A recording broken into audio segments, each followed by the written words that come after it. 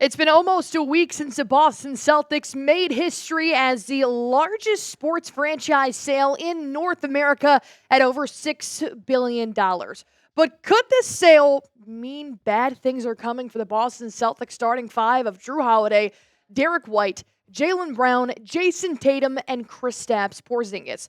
Can they still afford the champions next year?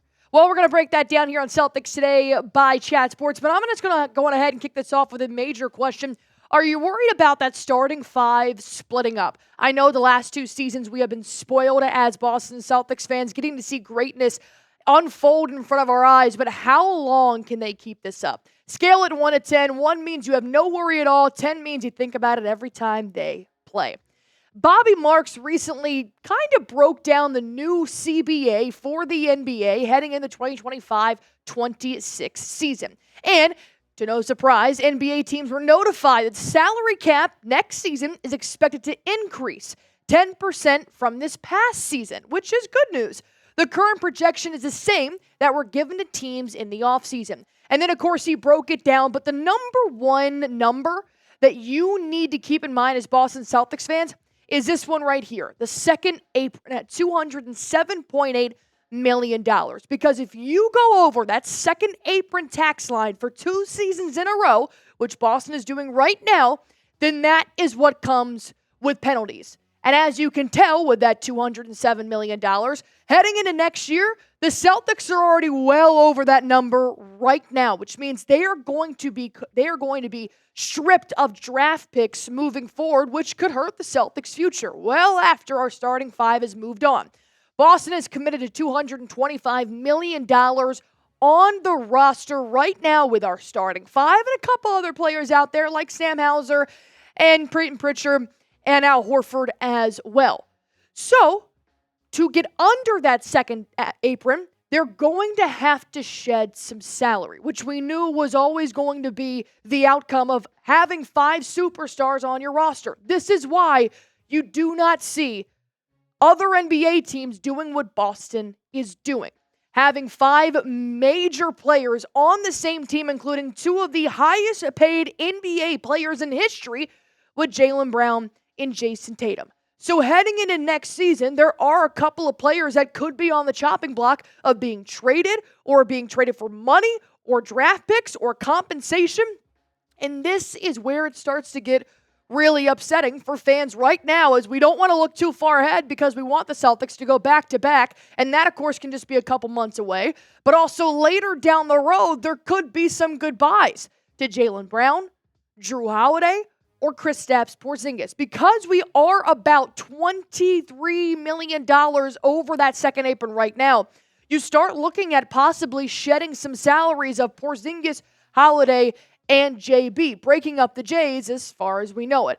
But I truly do think the most realistic trade candidates here moving into next season, if Boston doesn't go back-to-back, is probably going to be Jrue Holiday, who's in his mid-30s, and unfortunately dipped a little bit in terms of his production this year, or Kristaps Porzingis, who is not signed past 2026 and is made of glass. You kind of have to take it with a bit of grain of salt because we know they both help us tremendously on this roster, but if we have to keep facing penalties for it, we may have to say goodbye. So which one would you rather trade to shed some salaries? I know, I hate talking about this too, but this is what our future could possibly look like with a new owner and with new salary caps heading into the season. Type Jrue Holiday JH, Kristaps Porzingis Type KP. But just because we give some salaries away doesn't mean we still can't make a blockbuster trade for another superstar. Nick Wright of Fox Sports actually had some pretty exciting insight as to what Boston might do this summer. But before I break that down, let me go on ahead and talk to you guys about our sponsor on today's show, and that is Prize Picks. Prize Picks is the best way to get action on sports in more than 30 states, including California, Texas, and Georgia. The app is extremely easy to use. To create a lineup, all you have to do is pick more or less on a few player stats for your shot to win up to 1,000 times your money. That's right, up to 1,000 times your money. PrizePicks is the best place to win cash while watching sports, and you can join over 10 million users, including myself, and sign up today. On PrizePicks, you can mix and match player projections from different sports, combine your favorite basketball players with players from baseball, hockey, esports, and much more. I love March. There's a lot of sports going on right now, whether it's hoops, college, or professionally. And of course, one of my favorite sports is the baseball season is right around the corner. For the entire season, I have my PrizePicks locked and loaded. I will take Paul Skeens to have more than 215.5 pitcher strikeouts for the whole year, and then Aaron Judge to have less than 49.5 home runs. You guys can make your projections for season long, or you can make them for just one game. PrizePicks offers Venmo, Apple Pay, MasterCard, and more for quick and easy deposits into your account this sports season. Download the app today and use code CLNS to get $50 instantly after you play your first $5 lineup. Download the app today. Use code CLNS to get $50 instantly after you play your first $5 lineup. PrizePicks, run your game. Could the Boston Celtics be trading for Kevin Durant later this year?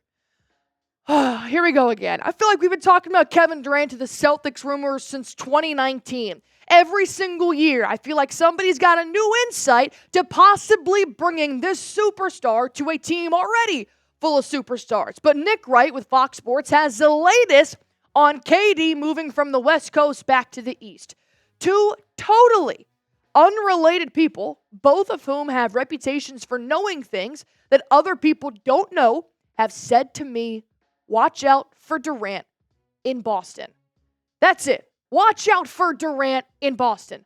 There is nothing that says the Boston Celtics have an interest in Kevin Durant. There is nothing that says Kevin Durant is seeking a trade to the Celtics. Just watch out for KD in Boston. And here is why I do not think this is going to happen. Number one, do you know how much SHIT KD got for joining the dynasty in Golden State? I mean, I think that's genuinely why he ended up leaving. It's because they called him a snake. They called him so many things. And then to think he's going to go and do it now with the reigning champs, the Boston Celtics, I think that's crazy. Boston hasn't even made it to the postseason yet. The playoffs haven't even started, and we're talking about trading for Kevin Durant just because the Suns suck this year. KD is obviously leaving Phoenix. He wanted out before this season started, so I can see him getting traded to another team, but rumors about KD are already starting when Boston is literally just focused on winning back-to-back.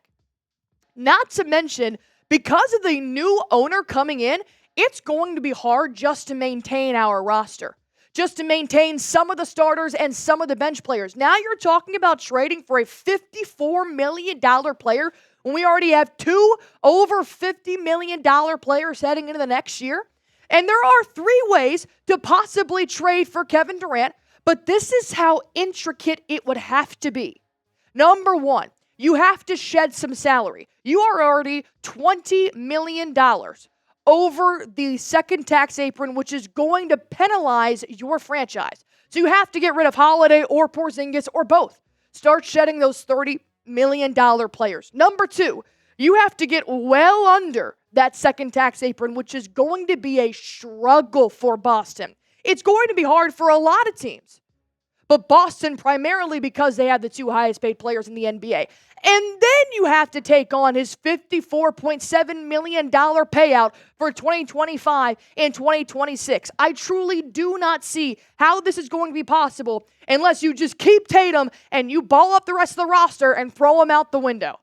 I just don't see how this is possible. And that's asking a lot for a new owner to try and make that deal. It is. Because we know that Wyc Grousbeck and Brad Stevens created the perfect roster to bring Banner 18 to Boston. And they did the impossible and brought back 13 out of 15 players from that championship roster to try and do it again. But now with a new owner, we don't know if that is going to be the same path, the same plan that they try to do. And that's going to be very, very expensive. So overall, with 10 regular season games left, this seems like a very far reach to me. I am not questioning Nick Wright. I am not questioning Nick Wright's sources.